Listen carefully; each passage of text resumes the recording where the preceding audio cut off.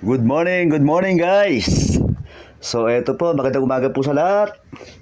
Ayan, ito na po yung sabi ko sa inyo na pag-usapan natin yung ating avocado for today. So ayan po, nakita niyo po yung nakalagay po lang sa sako yan. Kasi wala naman po tayong maluwag na farm.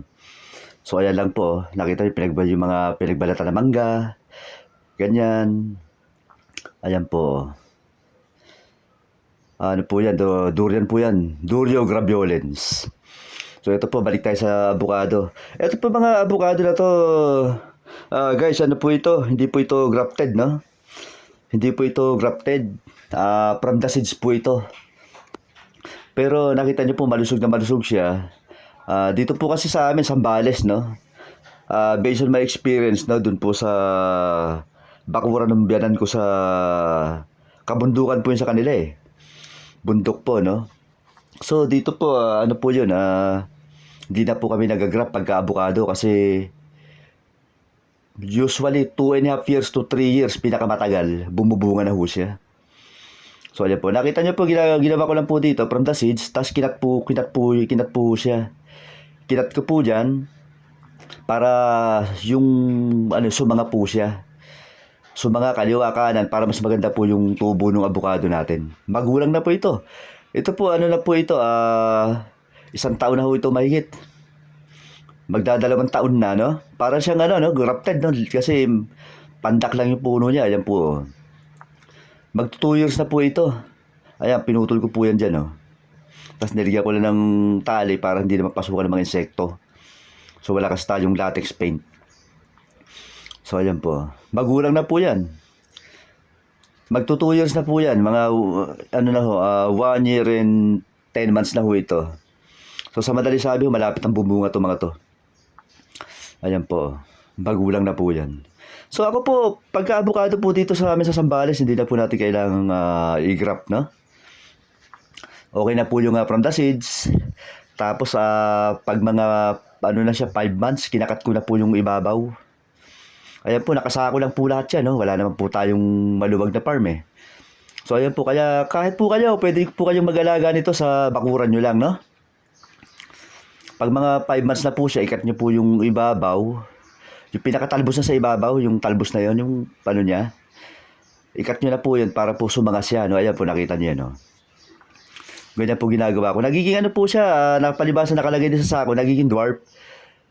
So, kung maliit lang po yung space nyo, hindi na po, hindi na po hassle. Kasi kahit po maliit lang ang puno niya, bubunga ho yan. Ito po, meron pa ho tayo. Meron pa akong ditong tinanim dito. Ito ba, po ito eh. Ayan po. Dito, pagitan lang ng, pagitan lang nitong bahay. Tsaka ito sa kapitbahay.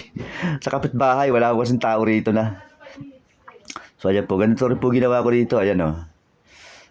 Ayan po. Nakita niyo, nilalagyan ko ng plastic kasi baka punta ng insekto yan. Ayan po. Nakita niyo yung puno niya. Ito, sabay-sabay po ito. Magto 2 years din po ito. Ayan, nakita niyo, pinutol ko dyan, no? Saka sa gitna niya. Kasi ito pa isang sanga niya. Nilagyan ko ng plastic para hindi siya pasukan ng insekto. Ito yung huli kong pinutol, yung may plastic na yan. So, ayan po. Wala kasi tayong latex paint na may pesticide. So, ganito lang po ginagawa ko. Hindi naman po tayo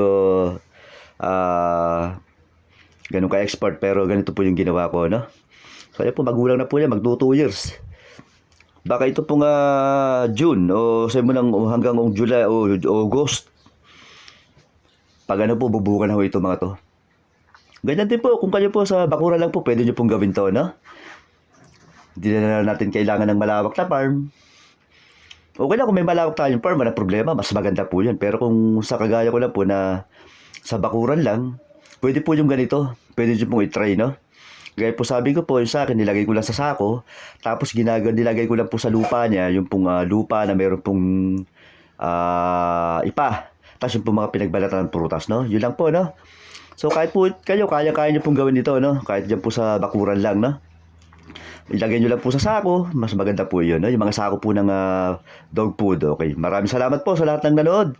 Hanggang dito na lang po muna muli.